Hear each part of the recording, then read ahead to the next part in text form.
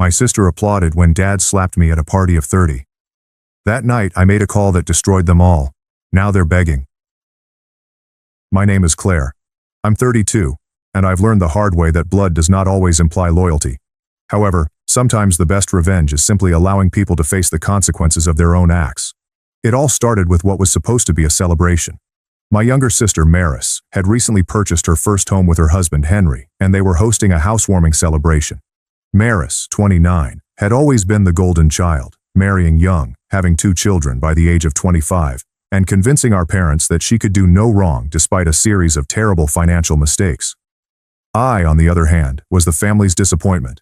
Never mind that I had a great profession as a financial consultant, owned my own home, and worked tirelessly to purchase a lovely holiday property in the mountains. My parents, Gerald and Sophia, considered my life useless because I did not have children. They didn't care if I was completely content with my dog Finn, or that I was independent. When I arrived, the celebration was already in full gear, with a great bottle of wine and a gift card to Maris's new place. There were about 30 individuals there, including family, friends, and neighbors. Maris was delighted to see me, giving me a big embrace and thanking me for coming. For a minute, I believed things were improving between us. I should have known better.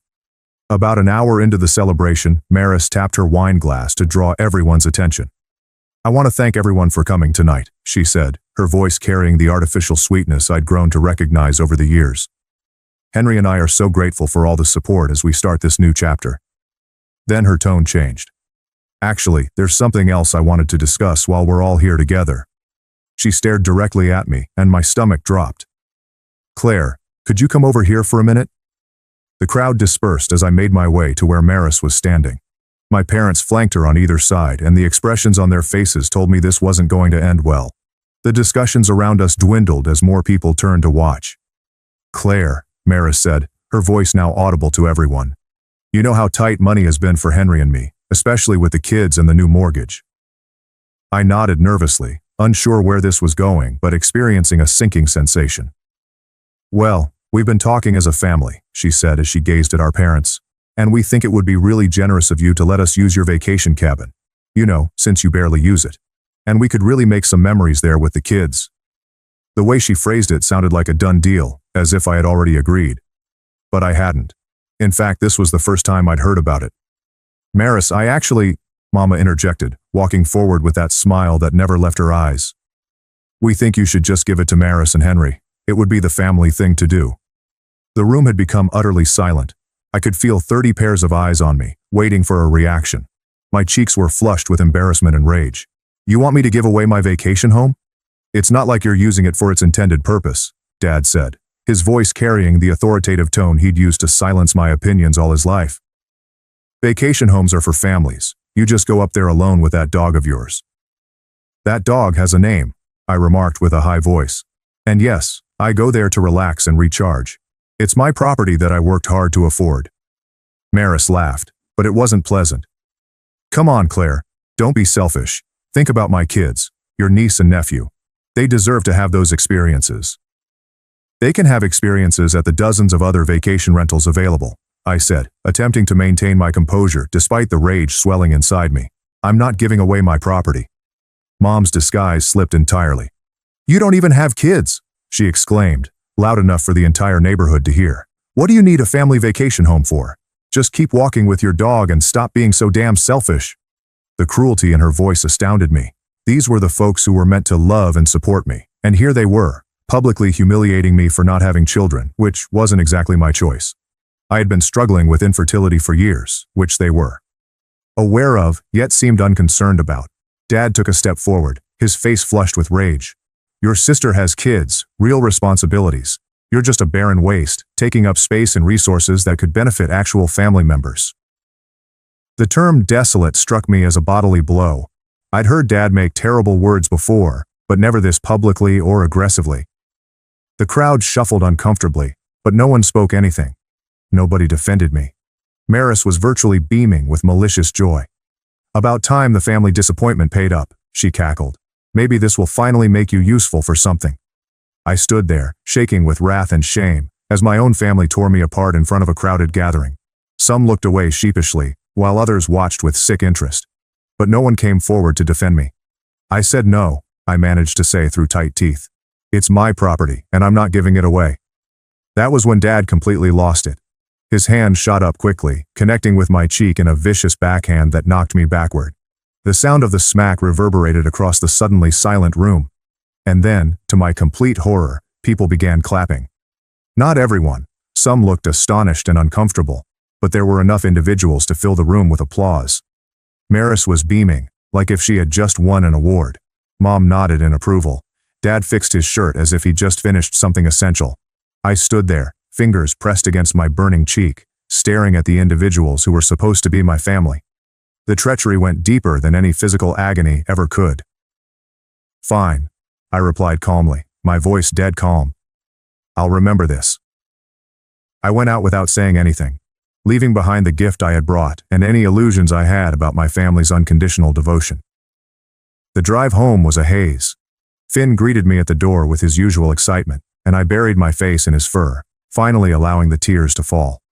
My cheek was swollen, my heart was torn, and I felt more alone than I ever had before.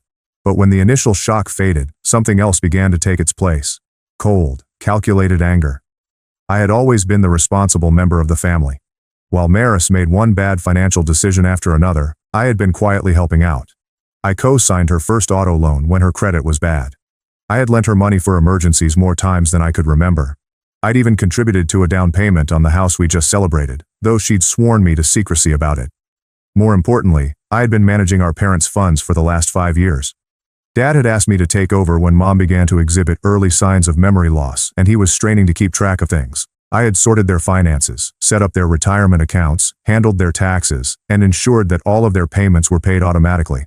Mom's condition had deteriorated over the years, but she still had many good days, and she understood and appreciated my assistance with their finances. They absolutely trusted me with their financial lives. Maris had no idea I was involved. But here's the thing. As a financial advisor, you learn that money equals power. And power may be withdrawn just as easily as it is granted. That night, I sat down at my kitchen table with my laptop and began making calls. The first call went to the bank that held Maris's mortgage, which I helped her qualify for by co-signing and paying a portion of the down payment. I told the loan officer that, due to recent family circumstances involving financial abuse and threats, I was concerned about my continued duty as a co-signer and needed to know my options. I understand your concerns, Miss Thompson, the officer responded. While you can't simply remove yourself as a co-signer, you can formally request that we re-evaluate the loan based on changed circumstances. Given what you're describing, we would need to reassess whether the primary borrowers can qualify for the loan independently. And what happens if they can't re-qualify? I was thinking about it. We would work with them on modification options, but if no suitable arrangement can be reached, the loan could potentially be called in. Perfect. The second call was to resign my power of attorney over my parents' finances. I diligently chronicled everything over the years. And what I learned was really unsettling. Dad had been surreptitiously sending money to Maris for years, money that was supposed to be part of Mom's care fund for her deteriorating memory. The loans he gave Maris were never repaid, totaling more than $30,000. Most alarming, he was opening credit accounts in Mom's name without her knowledge or consent. Given her worsening cognitive state, I scrupulously documented everything. Screenshots, bank statements, email chains, that I legally got while serving as their official financial agent before resigning. The third call went to Adult Protective Services. I'd like to report suspected financial elder abuse, I informed the intake staff. I have documentation of someone systematically taking money from an elderly woman with memory issues, including using her identity to open credit accounts. I provided them with everything. Bank statements indicating unlawful transfers, evidence of the credit applications Dad had filled out with Mom's details, and evidence that Mom's cognitive impairment made her susceptible to this type of manipulation. This is very serious, the worker informed me. We'll need to start an investigation immediately.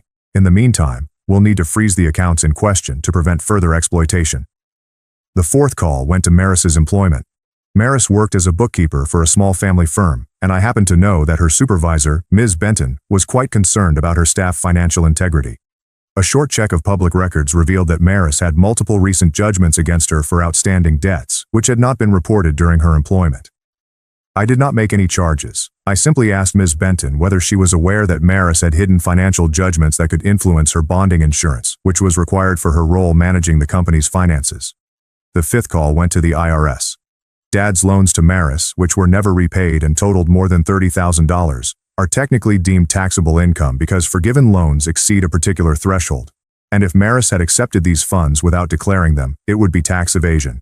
I gave the IRS complete evidence of every transfer, loan, and gift that exceeded the annual limit, all of which I received legally through my duty as Mom and Dad's financial agent. But I wasn't finished yet. The sixth call went to Child Protective Services. Now, let me be clear. I would never make fraudulent claims about child welfare. But I didn't have to. Maris's social media was a goldmine of concerning information that she'd posted herself, including photos of her children in situations that CPS would undoubtedly want to investigate, posts about leaving the kids alone while she went out, and comments about using medications to help the kids sleep so she could have adult time. All information is publicly available. All screenshots are documented. All of this is actually disturbing for children's welfare. I just gathered everything and sent it along with a request for a wellness check. Henry's boss was the last person I called. Henry worked in construction, and his employer had very strong standards about domestic abuse, including insurance liability and job site safety. The images I'd taken of my damaged face, together with witness testimony from some of the more decent people at the party who were shocked by Dad's actions, provided a clear picture of a family dealing with major violence issues. I never accused Henry of anything. I merely provided facts on the family atmosphere and let the firm decide whether it fit their employment standards. Then I sat back, waiting. It did not take long. 3 days later, Maris called me and screamed. "What did you do?" she screamed into her phone.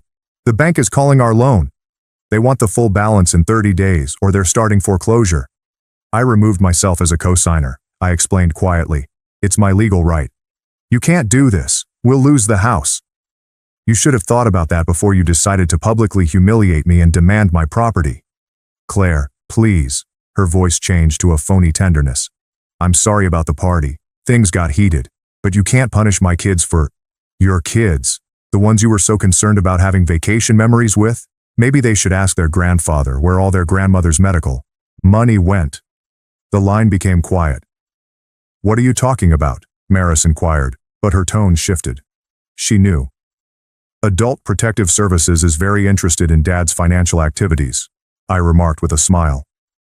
"Apparently stealing from a dementia patient is a serious crime. Who knew?" The second domino dropped the following day, when Dad called. "Claire, we need to talk," he said, trying to appear authoritative, but with a palpable sense of panic. "There are people asking questions about Mom's accounts." "I'm sure there are," I said. I turned over all the financial records to the appropriate authorities. "You had no right." "I had every right. You gave me power of attorney, remember? That means I'm legally obligated to protect Mom's interests. Funny how that works. Those were family loans. Those were thefts from a vulnerable adult," I explained. "The police seemed very interested in the fact that you opened credit cards in Mom's name without her knowledge." The hush lasted for quite some time. "What do you want?" he finally inquired. "I want you to face the consequences of your actions," I told you, "just like you made me do at Maris's party." The third domino provided the most satisfaction. Maris lost her position after Ms. Benton found not only the concealed financial judgments, but also some innovative bookkeeping Maris had been using to cover her own money problems. Borrowing from petty cash with the aim to repay it later is still considered stealing, even if you intend to replace it. The fourth domino fell when the IRS audit discovered that Maris had not disclosed over $40,000 in forgiven loans and gifts over the previous 3 years. The penalties and overdue taxes were considerable, and wage garnishment occurred immediately. The fifth domino fell when CPS conducted a wellness check and discovered conditions troubling enough to warrant parenting classes and regular check-ins. Nothing that put the kids in immediate danger, but enough to make Maris and Henry extremely stressed. Henry lost his job because his company determined that his involvement in domestic violence incidents posed an unacceptable level of liability risk. However, the turmoil had only just begun. About 2 weeks after Henry lost his job, I received a call from my cousin Nina, Maris's dearest friend since childhood. Nina had attended the celebration but had not participated in the applause. In truth, she had been horrified the whole time. "Claire, I need to tell you something," Nina began, her voice quivering. "I should have said this weeks ago, but I was scared. What happened at Maris's party?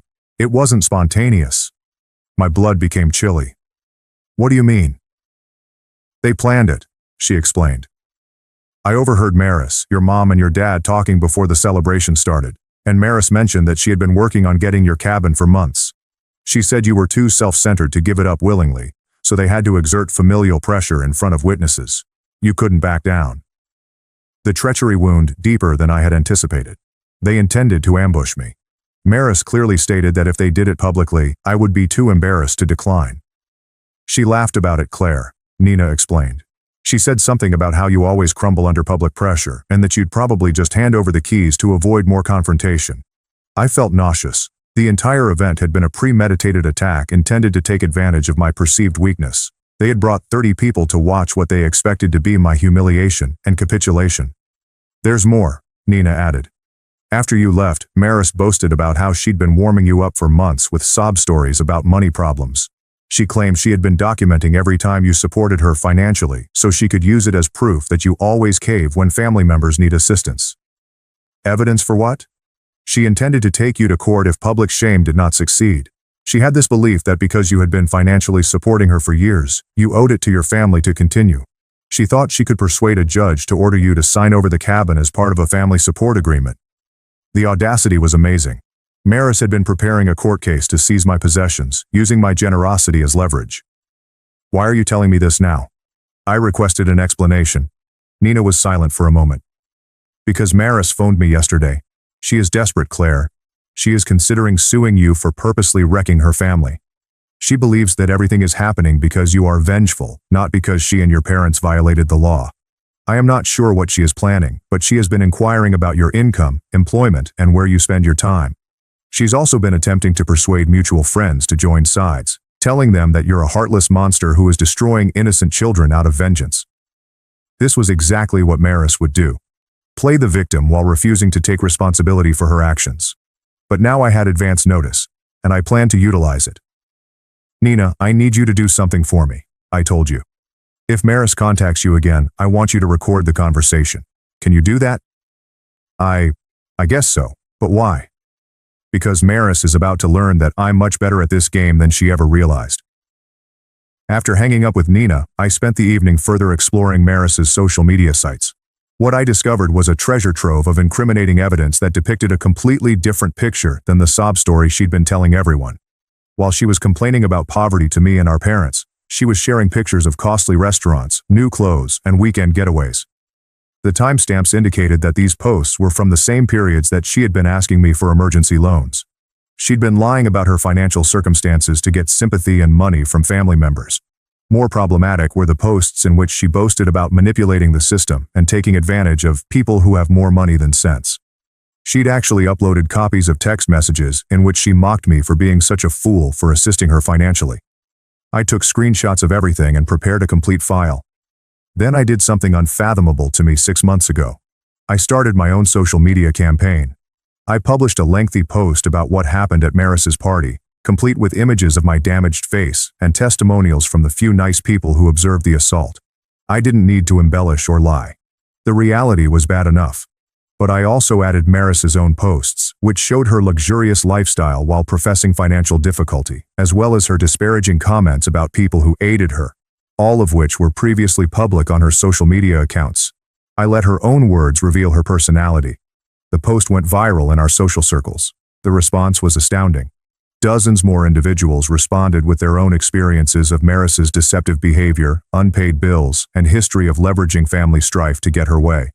Several guests stated that they felt uncomfortable during the gathering, but didn't know how to intervene. More importantly, Maris's present neighbors and Henry's old co-workers began discussing their own experiences. Maris had been borrowing money from neighbors with sob stories about medical problems and automotive troubles, which she had been telling me. She owed money all around town and was lying about why. The social media campaign also served another purpose. It established a public record of Maris's behavior, which she would find difficult to contest if she attempted to sue me. Her own statements, posts, and established habit of manipulation.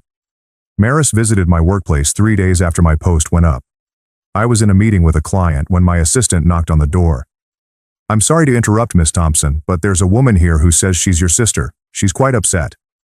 Maris was pacing in the foyer, gesticulating frantically at my secretary as I watched through the glass wall of my office.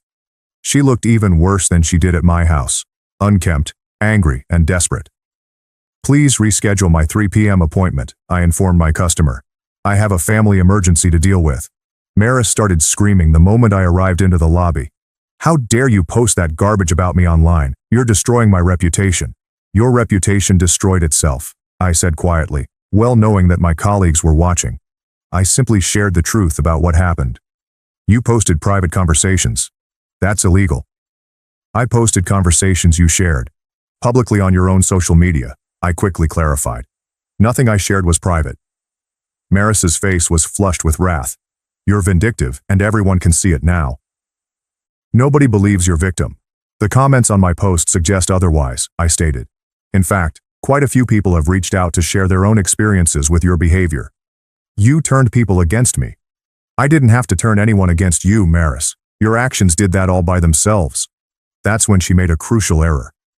Maris took out her phone and began recording, apparently intending to catch me saying something she could use against me.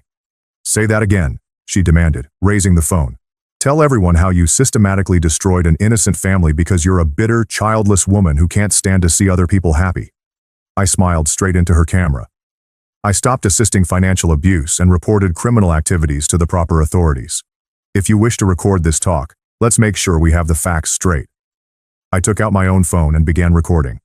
Maris, are you denying that you and our parents plan to publicly pressure me into giving you my property? That's not. Are you denying that Dad has been stealing money from Mom's medical fund to give to you? He was helping family. Are you denying that you've been lying about your financial situation while borrowing money from multiple sources? Everyone struggles. Are you denying that you stood by and applauded when Dad assaulted me? Maris's face turned white. She started recording hoping to catch me saying something incriminating, but instead she created evidence of her own guilt. You can't prove any of that, she said. Actually, I can, I replied, still recording. I have bank records, social media posts, witness statements, and now this conversation, where you haven't denied any of it. Maris realized she had walked into a trap. She stopped recording and reached for my phone, but I moved back. Don't touch me, I declared loudly enough for everyone in the foyer to hear. You've already been involved in one assault. I won't give you the opportunity for another. Security arrived at that point. My assistant had contacted them when Maris began screaming. Maris turned back to make one final threat as they took her out. This isn't over, Claire. I'm going to make sure everyone knows what kind of person you really are. They already do, I said back. That's the problem. The footage of our lobby confrontation, captured by building security cameras, somehow made its way to social media. Maris's aggressive actions, inability to reject the claims, and effort to take my phone created a clear picture of who was the true aggressor in this circumstance. The repercussions were quick and terrible. Maris's remaining friends distanced themselves from her. The few family members who had been attempting to remain neutral suddenly took sides, and it wasn't Maris's. Henry's parents, who had taken them in, began to raise uncomfortable questions about the type of person their son had married. But Maris wasn't finished yet. My attorney called me about a week after the office event occurred. Claire, I've received some interesting correspondence, he told her. Your sister has hired a lawyer, and they're threatening to sue you for defamation, intentional infliction of emotional distress, and something called tortious interference with family relationships. I nearly laughed. She's suing me for telling the truth about her behavior. Apparently. Her lawyer sent a demand letter asking for monetary damages and a public apology. They're also demanding that you cease and desist all investigation into their financial affairs. What do you think of their case? Frankly, it's crap. Everything you've revealed is either factual or based on your own documented experiences. The truth provides an absolute protection against defamation. As for the emotional distress claim, they will have a difficult time establishing it because they were the ones who coordinated a public campaign against you. In this context, interference with family relationships is not a valid cause of action. You cannot be sued for exposing criminal behavior simply because the culprits are connected to you. My attorney hesitated. However, I believe they are trying to frighten you into backing down. Maris's lawyer is presumably hoping you'll settle rather than go through the inconvenience and expense of litigation. They picked the wrong person to intimidate, I told them. File a countersuit. Within 6 weeks, the first dominoes had fallen, and my family's world was beginning to unravel. Maris and Henry faced foreclosure, bankruptcy, tax liens, job loss, and CPS involvement. Dad was being investigated for elder abuse and fraud, with criminal charges anticipated. Mom was now in a professional care facility, and her finances were safe, albeit she was grieved by Dad's deception. And me? I was sitting in my vacation cottage with Finn, drinking wine and admiring the sunset over the mountains. I'd also started spending time with Luke, a nice guy I met through a hiking club who found my independence exciting rather than intimidating. Maris called me dozens of times. So did Dad. Even relatives who had stood by and watched my humiliation began to reach out, anxious about family unity and forgiveness. I blocked them all. Mom was the only person I kept in contact with, and I visited her at the care facility on a regular basis. She was experiencing more good days than bad, and on her good days, she was grateful that I had protected her from her father's financial abuse, even if she was very grieved by his treachery. "I always knew you were the strong one," she said on one of our visits. "I just wish I'd been brave enough to recognize what was happening sooner." Maris visited my place 3 months after the celebration. She looked terrible, skinny, weary, with dark circles under her eyes. Her automobile was a beat-up Honda that I didn't recognize, probably all they could afford after losing their finer vehicles to repossession. "Claire, please," she murmured as I opened the door. "We need to talk." "I have nothing to say to you," I responded, beginning to close the door.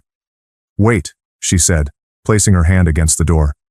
"I know you're angry, but my kids, they don't deserve this. They're going to be homeless." "Your kids are innocent," I agreed, "which is why CPS is making sure they're in a safe environment with parents who can provide for them." "The parenting classes are humiliating," she added, tears streaming down her cheeks. "And Henry can't find work because of his record. Now we're losing everything." "You have already lost everything," I pointed out. "You lost it the moment you decided to attack me in front of a room full of people for not giving you my property." "It was just words, Claire. People say things when they're stressed." "Dad hit me," I quipped, "and you applauded. You stood there and clapped while your father assaulted me because I wouldn't give you something that didn't belong to you." Maris gazed down at her feet. "I know that was wrong." "No," I replied firmly. "You don't get to downplay this.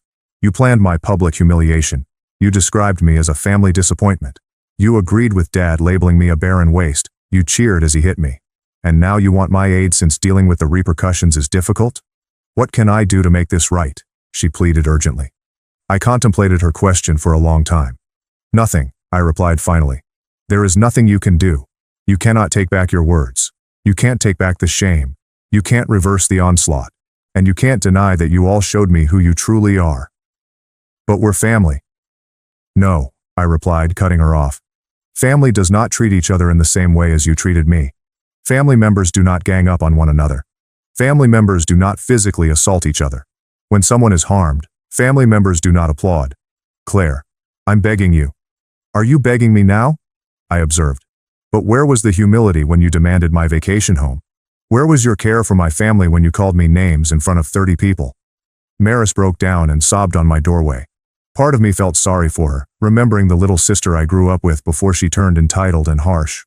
But the majority of me remembered standing in that room, hand placed against my burning cheek, as people celebrated my humiliation. "I'm sorry," she said through tears. "I'm sure you are," I said. "You are sad that you are facing penalties. You're sorry your idea backfired. You're sorry you're losing your home, career, and nice lifestyle. But are you sorry for the way you treated me? Are you remorseful for years of taking advantage of my generosity? Are you sorry you stood by when Dad called me a barren waste?" She glanced up at me, and I could see in her eyes that she was remorseful, but only because she had been apprehended, and only because her world was collapsing. She didn't apologize for hurting me. She apologized for becoming upset in return. "Goodbye, Maris," I replied, closing the door. Over the next few months, I learned through common contacts that Maris and Henry had moved in with his parents in another state after losing their home when they were unable to satisfy the adjusted loan terms. Dad eventually pleaded guilty to various crimes involving elder financial exploitation. The family members who had witnessed my humiliation were now suffering with the social consequences of their association with the affair. However, the legal procedure has gone slowly, as it always does. The IRS probe lasted almost a year. The elder abuse case took 18 months to resolve in court. Maris's many financial schemes were scrutinized by multiple agencies over a 2-year period. And me. I was prospering. I'd obtained a promotion at work, thanks in part to the relief of no longer having to deal with my family's financial crisis. My social life improved considerably after I stopped spending every weekend dealing with Maris's latest emergency or Dad's demands for family reunions, where I was treated like a second-class person. Finn and I spent our weekends in the vacation cabin, hiking, reading, and enjoying the solitude. I'd started seeing Luke, a nice guy I found through a hiking group, who thought my independence was attractive rather than dangerous. Most significantly, I had understood the distinction between being alone and lonely. I'd been lonely for years, surrounded by family members who only saw me for what I could offer. Now I was alone by choice, but I had true friends, meaningful work, and a sense of self-worth that no one could take away. Finn remained my trusty friend throughout, and Luke had become a vital part of my life, someone who valued me for who I was rather than what I could give. The truth is that I did not destroy my family. They wrecked themselves with their selfishness, entitlement, and brutality. I just stopped letting them evade the repercussions of their decisions. People occasionally ask me if I feel bad about what occurred. The answer is no. I'm sad that it came to this. It's unfortunate that the individuals I love turned out to be so different from who I believed they were. But guilty? Never. They made their decisions that night at Maris's party. They chose harshness over kindness. They selected public humiliation over private discourse. They chose violence over respect. They chose to treat me as an ATM rather than a family member. I simply decided to cease pretending that their behavior was okay. Maris was working in retail and living paycheck to paycheck when I last heard from her. Dad's legal problems were continuous, and the stress had a negative impact on his health. The extended family members who had condoned their actions were now faced with the social ramifications of being involved with elder abuse and financial fraud. As for me, I'm writing from my vacation cottage, with Finn asleep at my feet and a cup of coffee becoming cold next to my laptop. Luke is coming up later this weekend, and we're going to go to a waterfall I've been wanting to show him. My life is not perfect, but it is mine. It is authentic. It's based on true relationships with individuals who regard me for who I am, rather than what I can provide them. And what about that holiday cabin they all desired so badly? It's precisely what it was designed to be. A place where someone who has worked hard for what they have may find serenity and contentment, surrounded by people who come because they want to, not because they believe they are entitled to it. Sometimes getting even isn't the greatest way to exact revenge. Sometimes it's as simple as removing yourself from the equation and allowing individuals to face the natural consequences of their choices. Sometimes it's about creating a life so much better than your previous one that you realize the people who wounded you did you a favor by revealing who they truly were. Sometimes the best vengeance is simply living well, and I am living quite well.